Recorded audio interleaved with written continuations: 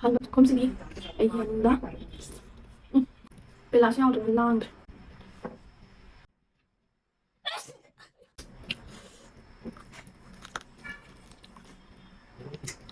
Ui, vediamo come.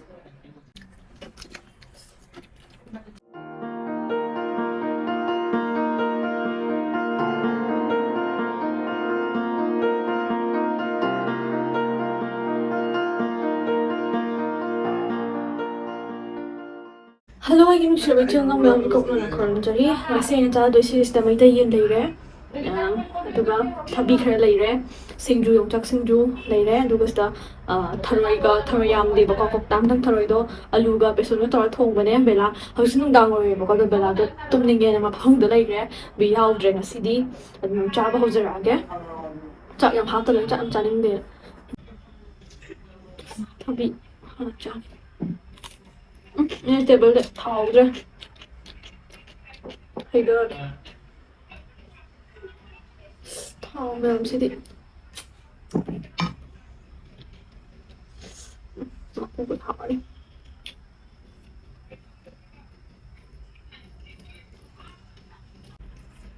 ꯑꯍꯥꯟꯕ ꯆꯥꯛꯈꯨꯝꯁꯤꯗꯤ ꯑꯩꯒꯤ ꯃꯅꯨꯡꯗ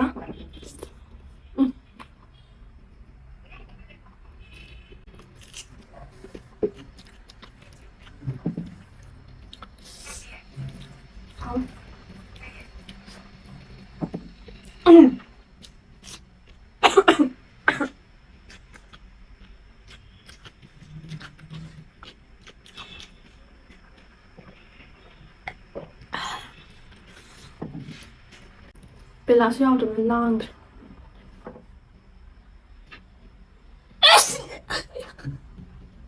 ꯁꯨꯃꯥꯏꯅ ꯀꯟꯅ ꯈꯜꯂꯛꯇꯧ ꯃꯥꯟꯗꯦ ꯆꯥꯛ ꯀꯃꯥꯏꯅ ꯇꯧ excuse me ꯆꯥꯎ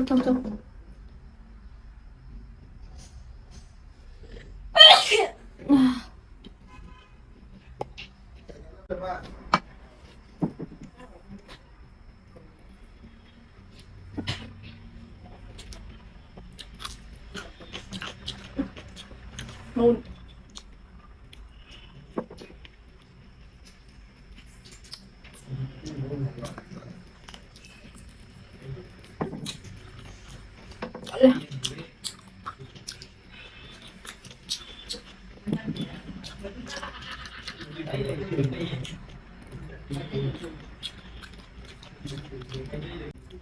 ꯕꯦꯛꯒ꯭ꯔꯥꯎꯟꯗ ꯅꯣꯛꯄ ꯈꯣꯠꯄ ꯈꯔ ꯇꯥꯔꯅꯤ ꯁꯣꯝꯗ ꯆꯥꯛ ꯆꯥꯅꯔꯤꯕꯀꯣ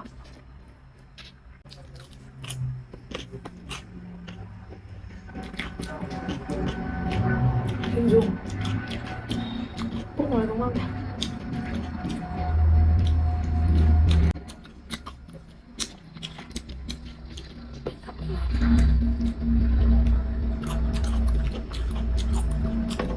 ꯍꯥꯎꯋꯦ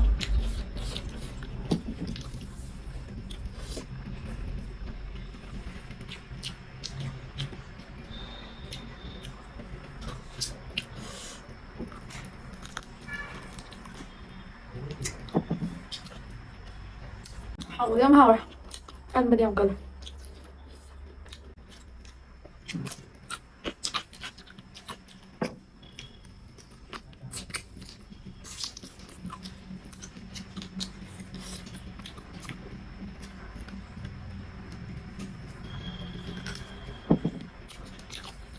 ꯌꯥ ꯂꯣꯏ ꯆꯪꯉꯦ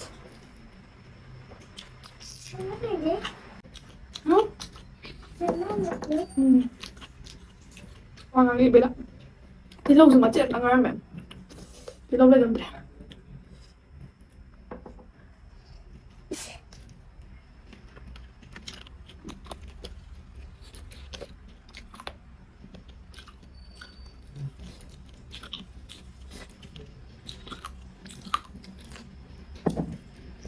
ꯊꯔꯣꯏ ꯄꯥꯝꯈ꯭ꯔꯦꯕ ꯑꯩ ꯌꯦꯟ ꯆꯨꯕꯗ ꯊꯔꯣꯏ ꯐꯔꯦ ꯑꯝꯇꯪ ꯆꯨꯞꯀꯦ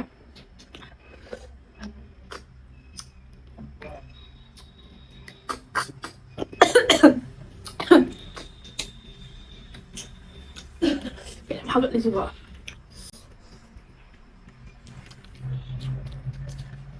ꯊꯥꯎꯔ ꯀꯩꯅꯣ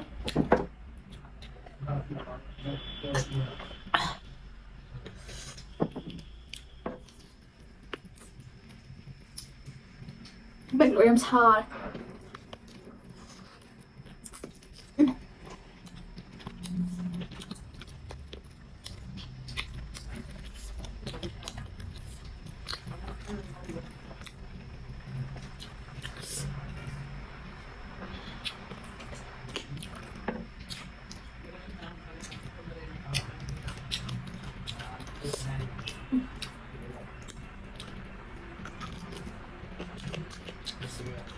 마루디 토레 마루는 빨리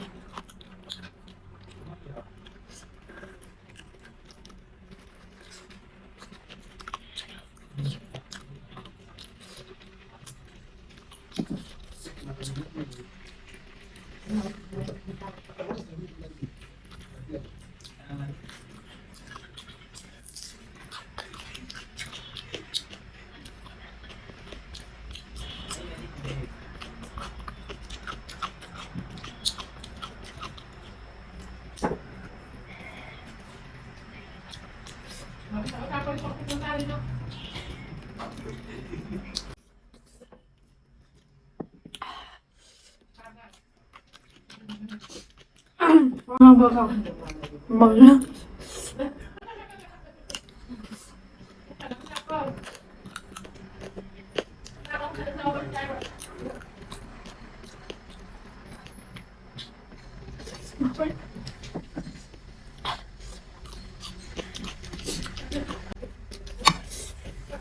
파우자 다르기도 왜 여기서 이거 다 속에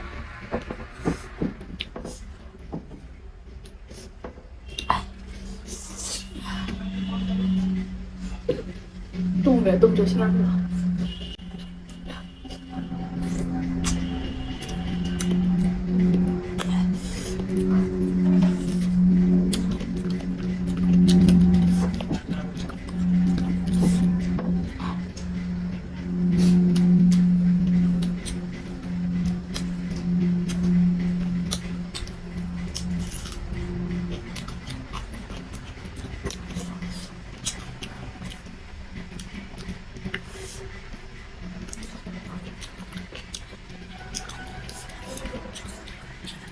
아니 살에 무방달 벨라양도 없이 잉염 답배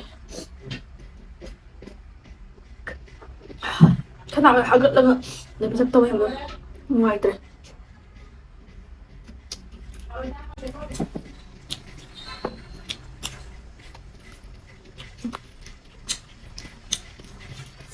hao này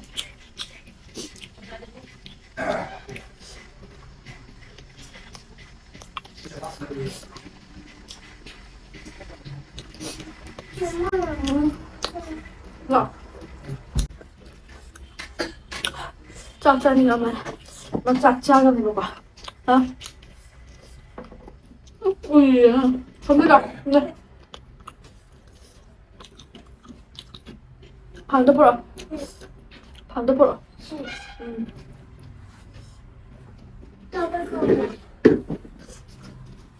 Ama cheese de böyle. Cheese. Neyse. Lite doğrasın Nasıl yapıyor?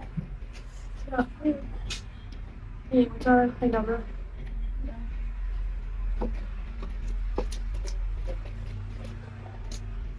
아, 뭐 이렇게. 오일이죠, 오면.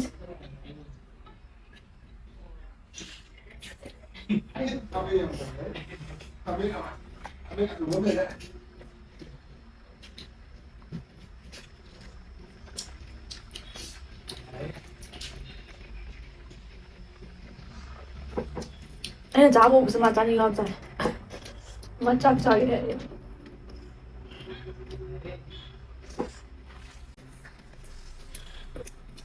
잡자.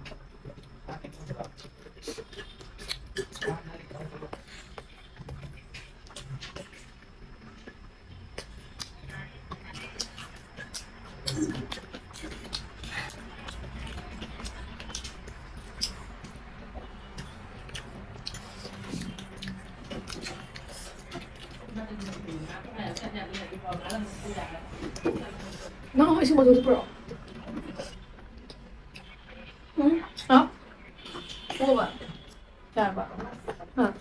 थोड़ा थोड़ा सिंगा थोड़ा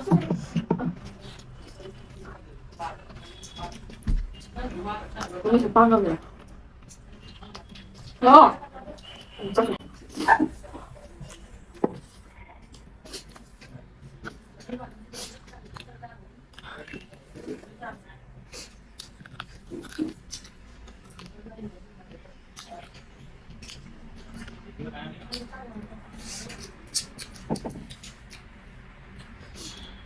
Hào đây.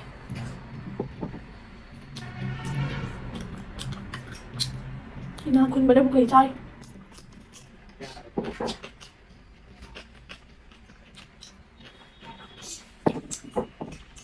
Chào bro. Được không?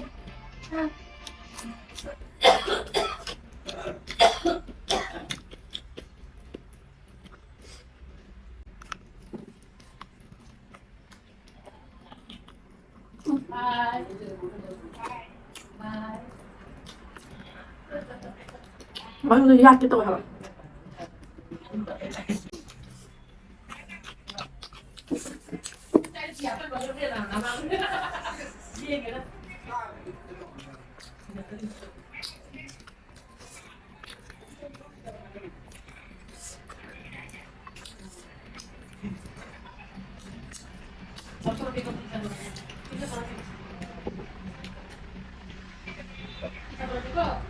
Tôi nói tao tôi giật cái thằng em bị sinh năm cống đi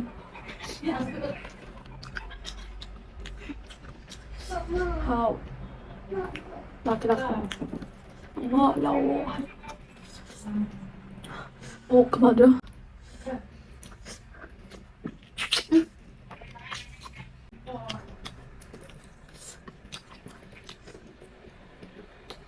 지금 이거 싸우가 답답하네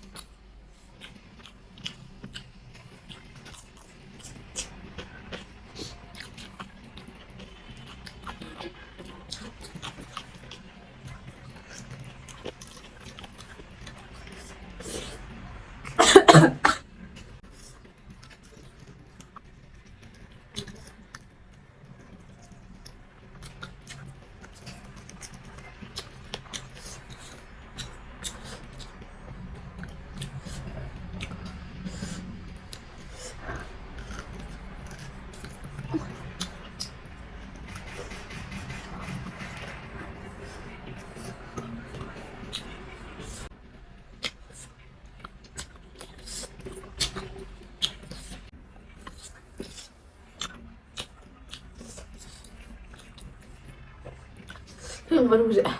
샤워할 때 블랙페퍼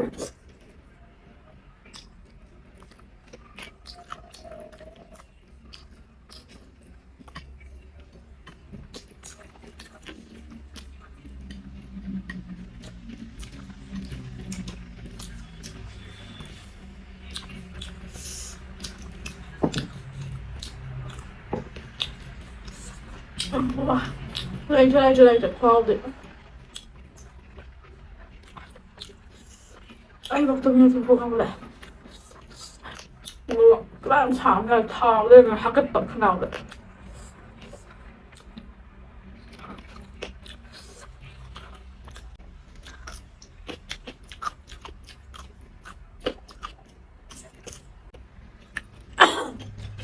지금 지나오자 thôi thì được ba nữ xin mà tung mày ong đâu không tận ngay sẽ chạy đâu sẽ chắc sẽ đâu rồi sẽ cái điểm hảo đấy xin cứ chạy đi đâu khả năng học cái đấy cái làm tao rồi mà con mình đã tụi mình lên mà ui này mà con mà kiếm sẵn anh ấy liệu cái gì cũng hay rồi bây giờ đông tao đấy ai đi mẹ mà xí đến trang sẽ thì nó đi học đấy mấy tiền mà đủ gì ai mà tung nhầm học ấy mà con muốn cái đó chắc lỏ và bồi lại đó thôi thì bồi lại đi muốn đi chào đây đi bám đi một gọi tung máy nã cần bây giờ cái đi học ấy bảo chắc lỏ và ai đi mà xí cái điểm học đấy chúng tôi dạy nó story không được đi học hấp tâm đi một quả cái đắng trả rồi đấy ꯑꯗꯨꯒ ꯉꯁꯤꯒꯤꯗꯤ ꯃꯇꯥꯡꯁꯤꯗ ꯚꯤꯗꯤꯑꯣꯁꯦ ꯂꯣꯏꯁꯤꯟꯖꯔꯒꯦ ꯚꯤꯗꯤꯑꯣꯁꯦ ꯑꯗꯨꯝ ꯍꯥꯏꯗꯤ ꯍꯟꯗꯛ ꯑꯃꯨꯛ ꯈꯔ ꯑꯃꯨꯛ ꯂꯦꯞꯄꯨꯔꯦ ꯃꯌꯥꯝ ꯂꯦꯞꯇꯅꯕ ꯑꯃꯨꯛ ꯍꯣꯠꯅꯖꯔꯛꯑꯒꯦ ꯑꯗꯨꯅ ꯉꯁꯤꯒꯤꯗꯤ ꯚꯤꯗꯤꯑꯣꯁꯤ ꯃꯇꯥꯡꯁꯤꯗ ꯂꯣꯏꯁꯤꯟꯖꯔꯒꯦ ꯏꯆꯤꯜ ꯏꯅꯥꯎ ꯃꯌꯥꯝ ꯄꯨꯝꯅꯃꯛꯅ ꯑꯩꯒꯤ ꯚꯤꯗꯤꯑꯣꯁꯤꯕꯨ ꯂꯥꯏꯛ ꯁꯤꯌꯔ ꯁꯕꯁꯀ꯭ꯔꯥꯏꯕ ꯇꯧꯕꯤꯔꯝꯃꯣ ꯑꯗꯨ ꯃꯌꯥꯝ ꯉꯁꯤꯒꯤꯗꯤ ꯏꯆꯤꯜ ꯏꯅꯥꯎ ꯄꯨꯝꯅꯃꯛ ꯈꯨꯔꯨꯝꯖꯔꯤ thank you for watching my videos bye ꯃꯊꯪꯒꯤ ꯚꯤꯗꯤꯑꯣ ꯑꯃꯨꯛ ꯊꯦꯡꯅꯔꯁꯤ